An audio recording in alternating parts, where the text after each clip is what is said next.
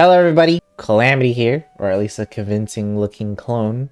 And today we're talking about the Leyline Overflow event that happens pretty frequently. I would say it happens like every other update.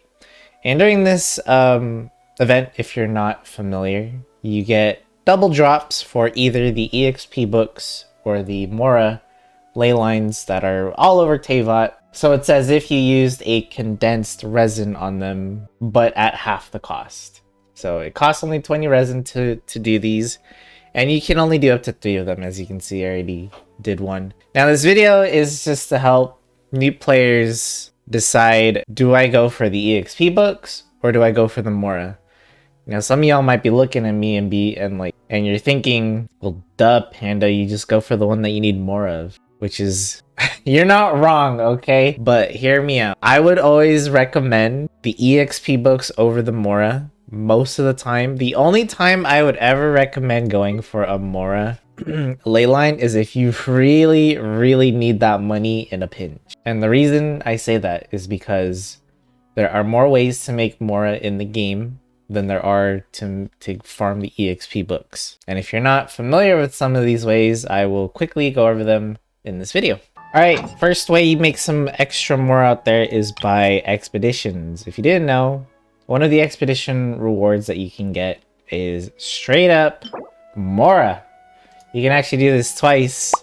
This is the 20-hour version of said expedition, so we're actually getting 10 Mora every, it's usually the 20-hour one, but because they have that one perk that makes them a little, take a little bit less time, it's like 18 hours or something like that. But the point is, you can get a Mora from just your expedition, so you're passively earning 10k at least every day, once a day if you're doing the longest one. Now you might be saying, wow Panda, that was barely anything. The point is, you're not supposed to just make Mora one way. You have multiple streams of income. Isn't that what they tell you about IRL stuff? You shouldn't just rely on one source of income.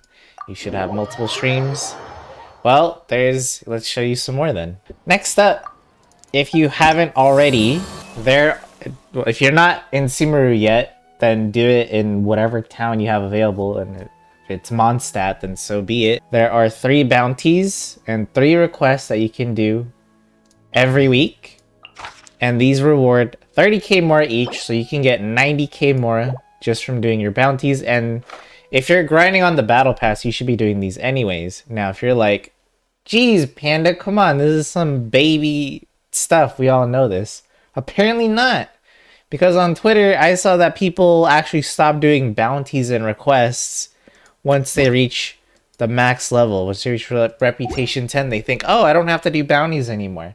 No, you can still do them. You can still do bounties and requests as forever. I just recommend doing them if you have the option to either do it in Inazuma or Sumeru, because the bounties, at least, you don't have to do the whole tracking thing, and they're very close to a waypoint for the most part. But yeah, you get a bunch of Mora from both. As you can see, you get 20k Mora from the requests, so there's 3 of them, so you get 60k Mora from requests, 90k from bounties. Alright, next up might be a method that maybe not all of you are familiar with, but you can sell artifacts in this game, in case you didn't know. So we'll just do this as an example. We'll just pick, you want to click this bottom left here, this little trash icon, and it says you're gonna destroy them, but we'll just pick like a couple, right? I'm blocking the button on the bottom right now. You could also auto add. I forgot, you can also auto add 1 to 3 star artifacts. But anyways, you click the destroy button on the bottom, and you can see we'll get 8k more just for selling these artifacts. That might not look like a lot, but okay, let's actually... Alright, so I got all my 3-star ones. You can actually, even though the auto only goes up to 3-star, you can actually even add 4-star ones if you want. And then you can see we can easily get 85k more this way. Again, that's already more than the Leyline is providing. Now, again, you might be saying, well, Panda, that's artifact fodder I could be using to level up, my precious artifacts when I get a good one. And you are absolutely correct. So I would only do this if you aren't in the middle of doing artifact farming. However, there are plenty of artifact farming routes and Mora farming routes that people do every day to get a bunch of free 1 to 2 star artifacts that you just sell in bulk. And that is how a lot of people make some easy Mora. It might be very tedious, and I will agree it can be, but hey, again, not a lot of people know about this, and it could save you some of that precious resin that you could be using on getting those EXP books instead. All right, next up, another way to make some extra Mora is if you have your teapot set up to be silver coin efficient. You can turn in 2,400 silver coins to exchange it for 200k Mora. I just did that right now. I just wanted to show it as an example. But hey, you can do this once a week, just like bounties and requests. So you can get yourself 200k Mora. Again, this is basically farming the Leylines. All three of them, if you were to dedicate them, you can get them all in one here.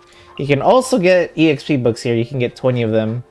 And as well as I mean, this is now a teapot guide, but make sure you also get your transient resin. That's also really helpful. All right, and finally, this is actually a way to get both EXP books and Mora. And I'm gonna let you know what that way is. Whenever I see somebody complain like, oh, I never have enough Mora in this game, or I never have enough EXP books, I feel like there's such a lack of resources.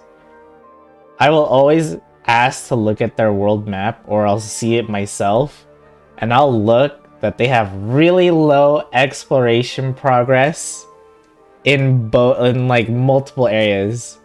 It'll be like 10% here, 20% there, maybe 30% here. And I'm telling y'all right now, if you actually take the time to actually explore and look around, there are plenty of chests in this game that have both Mora and EXP books. Not to mention just straight up killing monsters as well gives you Mora.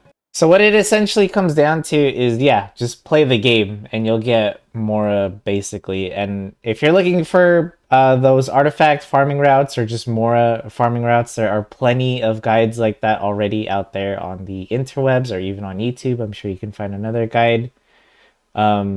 If you are really interested in doing daily farming routes like that. But yeah, that's why I said the Mora Leyline is only worth it if you need that Mora like immediately. Like let's say you just got a brand new 5-star character and you just realize you don't have any money to level them up or their talents or their weapon or whatever. And you want that money, like you're impatient. You don't want to slowly generate this income with like the various ways that I listed. You want that money now, immediately, or you just want a lot of it really fast. Or you don't really care about EXP books. Maybe you already have a lot. So with that being said, hopefully this video is helpful to somebody. Thanks for watching. Subscribe if you like the content, and I'll see you in the next one.